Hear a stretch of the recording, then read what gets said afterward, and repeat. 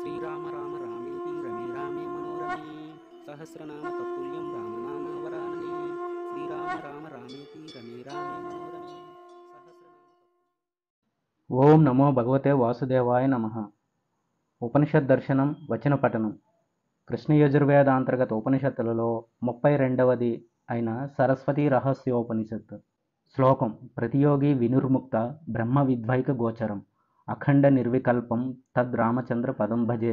పూర్వం మహర్షులంతా కలిసి భగవంతుడైన అశ్వలాయన మహర్షిని పూజించి ఇలా ప్రశ్నించారు: దేన్ని ఉపాసించటం వల్ల తత్వాన్ని నీవు తెలుసుకోగలిగావు? ఆ జ్ఞానం ఏ ఉపాయంతో మాకు లభిస్తుంది అని అడిగారు. అశ్వలాయనుడు చెబుతున్నాడు: మహర్షులారా, సరస్వతీదేవికి సంబంధించిన 10 శ్లోకాలతో బీజమిశ్రమమైన వృక్కులతో ఆ దేవిని స్తుతించి జపించటం వల్ల నాకు పరమమైన సిద్ధి లభించింది. అలాగే తత్వం కూడా బోధపడింది అని చెప్పగానే తిరిగి ఋషులు ఇలా అడిగారు: మహర్షి, మాకు సరస్వతి ప్రాప్తి ఎలా కలుగుతుంది? భగవతి అయిన సరస్వతీదేవి దేనివల్ల సంతృప్తి చెందుతుంది? దయచేసి చెప్పు అని అడిగారు. అశ్వలాయనుడు చెబుతున్నాడు: సరస్వతి దశశ్లోక మంత్రానికి అశ్వలాయనుడినైనా నేనే ఋషిని. దీనికి ఛందస్సు అనుష్టుప్. శ్రీ వాగేశ్వరి దేవత యద్వాక్ బీజం, దేవీం వాచం శక్తి, ప్రణోదేవి అనేది కీలకం. శ్రీ వాగేశ్వరి దేవత ప్రీత్యర్థం వినియోగం.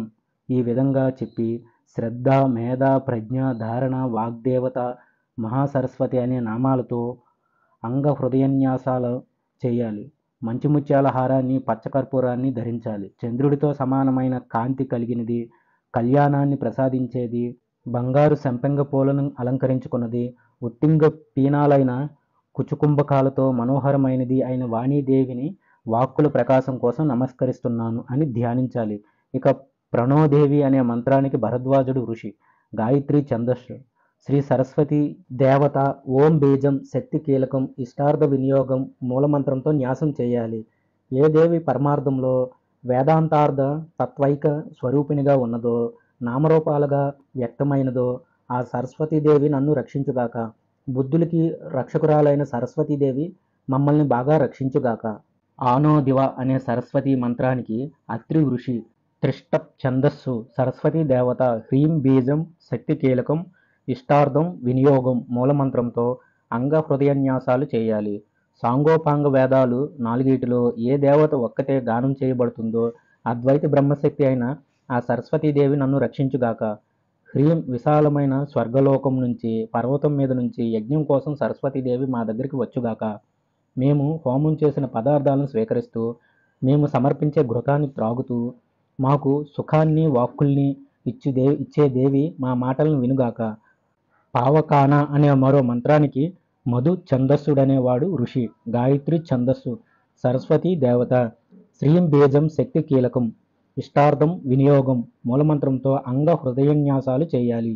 ఏ దేవి వర్ణ పద వాక్యార్థ స్వరూపంగా ఉంటుందో అనాది నిధిన అనంత స్వరూపిణి అయిన ఆ సరస్వతీదేవి నన్ను రక్షించుగాక. శ్రీ పవిత్రమైన ఆ సరస్వతీదేవి బుద్ధితో మా యజ్ఞాన్ని గ్రహించి మాకు ధనాన్ని ప్రసాదించి మమ్మల్ని రక్షించుగాక. చోదోయిత్రి అనే మంత్రానికి మధు ఛందస్సు ఋషి. గాయత్రి ఛందస్సు. సరస్వతీ దేవత బ్లూం బీజం శక్తి కీలకం మూలమంత్రంతో అంగహృదయన్యాసాలు చేయాలి. ఆధ్యాత్మం, ఆది దైవతం, దేవతలందరికీ ఈశ్వరి ప్రత్యగ్గా ఉంటూ పలికే దేవి ఆ సరస్వతి నన్ను రక్షించుగాక. బ్లూం సున్నతు వాక్కులకి ప్రేరణ చేసేది, మంచి బుద్ధుల్ని కలిగించేది అయిన సరస్వతీదేవి మా యజ్ఞాల్ని ధరించుగాక. మహో ఆర్ణ అనే మంత్రానికి మధుశ్చందసుడు ఋషి. గాయత్రి ఛందస్సు. సరస్వతీ దేవత సౌం బీజం శక్తి కీలకం ఇష్టార్థం వినియోగం మూలమంత్రంతో న్యాసం చేయాలి. ఏ దేవత అంతర్యామి రూపంలో సమస్త లోకాల్ని నియమిస్తుందో, రుద్రాదిత్యాది దేవతలు ఏ దేవిలో ఆవేశించి ఆమెనే ధ్యానిస్తూ ఉంటారో, స్వరూపిణి ఏకరూపిణి అయిన ఆ సరస్వతి నన్ను రక్షించుగాక. సౌం ఈ దేవి తేజస్వరూపంతో కేతువు ద్వారా జ్ఞానాన్ని కలిగిస్తుంది, సమస్త బుద్ధుల్లో ప్రకాశిస్తుంది. చత్వారీ వాక్ అనే మంత్రానికి ఉచత్య పుత్రుడు ఋషి. తిష్టప్ ఛందస్సు. సరస్వతీ దేవత ఐం బీజం శక్తి కీలకం మూలమంత్రంతో అంగ హృదయన్యాసాలు చేయాలి. ఏ దేవత ప్రత్యక్ దృష్టి కలిగిన జీవులతో ఊహించబడుతుందో, సర్వత్రా వ్యాపించి జ్ఞప్తి రూపంగా ఏకంగా ఉన్న ఆ సరస్వతీదేవి నన్ను రక్షించుగాక. ఐం వాక్కులనేవి పర, పశ్యంతి, మధ్యమ, వైఖరి అని 4 విధాలుగా ఉంటాయి. వీటన్నిటినీ పండితులైన బ్రాహ్మణులు ఎదుగుదురు. అయితే హృదయ గుహలో ఉండే మూడింటిని మాత్రం ఎవరూ తెలుసుకోలేరు. వీటిలో 4వ వాక్యనే వైఖరి మనుషులు పలుకుతున్నారు.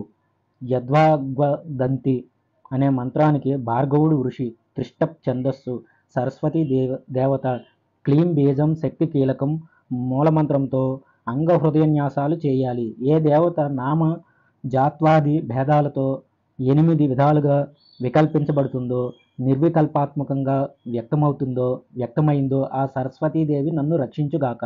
దేవీం వాచం అనే మంత్రానికి భార్గవుడు ఋషి, త్రిష్టప్ ఛందస్సు, సరస్వతీ దేవత, సౌం బీజం శక్తి కీలకం మూలమంత్రంతో కరహృదయన్యాసాలు చేయాలి. వ్యక్తం అవ్యక్తం అయిన వేలాది సమస్త వాక్కులు ఏ దేవత గురించి చెబుతున్నాయో, సకల కోరికలను తీర్చే కామధేనువు లాంటి ఆ సరస్వతీదేవి నన్ను రక్షించుగాక.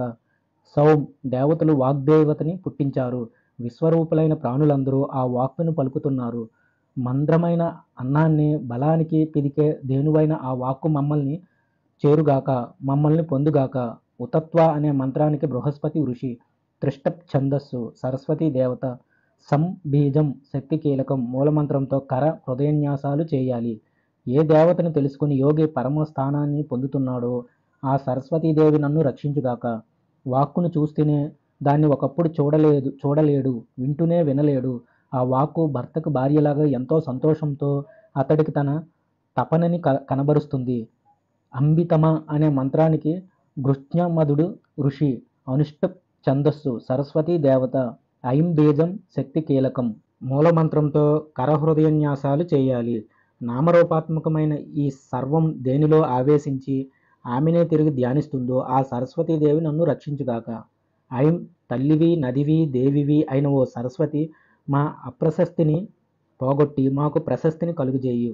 చతుర్ముఖుడైన బ్రహ్మ ముఖాంబోజ వనంలో హంసవధువుల తెల్లటి వర్ణంతో ప్రకాశించే సరస్వతీదేవి నన్ను రక్షించుగాక. కాశ్మీరీ పురవాసినైన ఓ శారదాదేవి, నీకు నమస్కారం. నిన్ను నేను భక్తితో ప్రార్థిస్తున్నాను. నాకు నిత్యం విద్యాదానం చేయి. జపమాలని, అంకుశాన్ని, పాశాన్ని, పుస్తకాన్ని ధరించింది, ముత్యాలహారంతో కూడుకున్నది అయిన సరస్వతీదేవి ఎప్పుడూ నా వాక్కులో ఉండుగాక. కంబుకంటి ఎర్రని పెదవులు కలిగింది, సర్వాభరణాలు ధరించినదైన మహాసరస్వతీదేవి నా నాలుక చివర నివసించుగాక.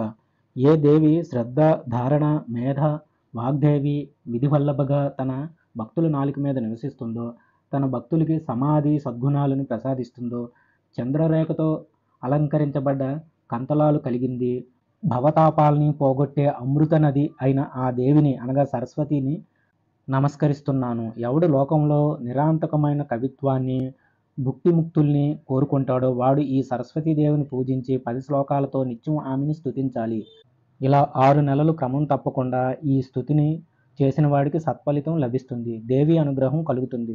వాడి నోటి నుంచి లలితమైన అక్షరాలతో వాణి స్వేచ్ఛగా అనగా కవిత్వం వస్తుంది. అది గద్య పద్యాత్మకంగా, అప్రమేయంగా, అవిక్షితమైన శబ్దంతో వినవస్తుంది. అతడు ఏకసంతాగ్రాహి, గొప్ప కవి అవుతాడు. ఈ మాట సత్యం. ఇది సరస్వతీదేవిచే చెప్పబడింది. సనాతనమైన ఆత్మవిద్య బ్రహ్మచేత, అశ్వలాయనుడినైన నాచేత పొందబడింది. సచ్చిదానంద రూపం వల్ల నాకెప్పుడూ బ్రహ్మత్వం ఉన్నది. సత్వాది గుణసామ్యం వల్ల ప్రకృతిత్వం అనేది తరువాత సృష్టించబడింది. అద్దంలో ప్రతిబింబంలాగా చిచ్ఛాయ అనేది ఉన్నట్టుగానే భాషిస్తుంది. ఆ చిత్ ప్రతిబింబం వల్ల ఆ చిచ్ఛాయ తిరిగి 3 విధాలవుతుంది. శుద్ధ సత్వ ప్రధానమైన మాయలో అజుడు ప్రతిబింబిస్తాడు. ఇక్కడ సత్వ ప్రధాన అయిన మాయే ప్రకృతి అని చెప్పబడుతుంది. ఆ మాయే సర్వజ్ఞుడైన ఈశ్వరుడికి, స్వవసోపాధి ఈశ్వరుడికి మాయావశ్యత్వం, ఏకత్వం, సర్వజ్ఞత్వం అనే గుణాలున్నాయి.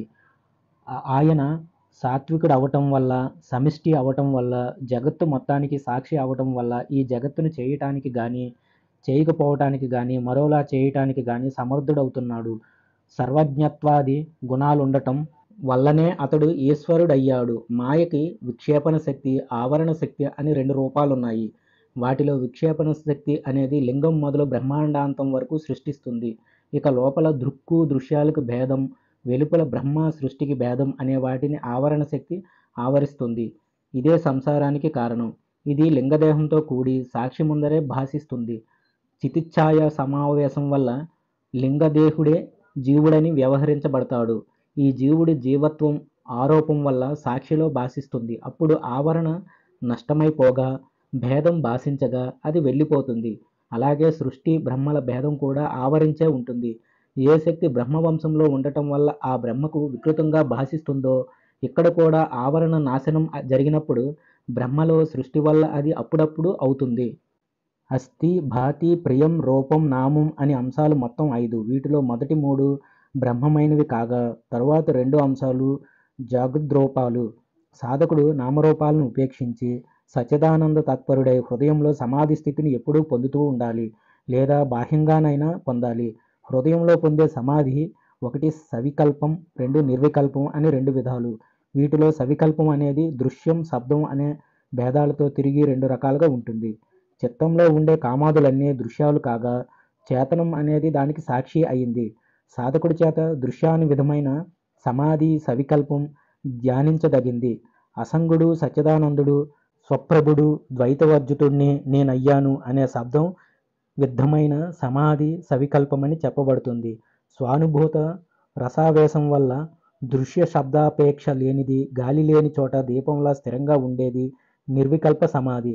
హృదయంలో గాని బాహ్య ప్రదేశంలో గాని ఏదో ఒక వస్తువులో నామరూపాలని వేరుచేసి దృక్ సన్మాత్రులు కలది, స్తబ్దమైన రసాస్పాదనం కలది అయిన సమాధి మూడవది. సాధకుడు ఈ 6 రకాల సమాధులతో నిరంతరం కాలాన్ని వెళ్ళబుచ్చాలి.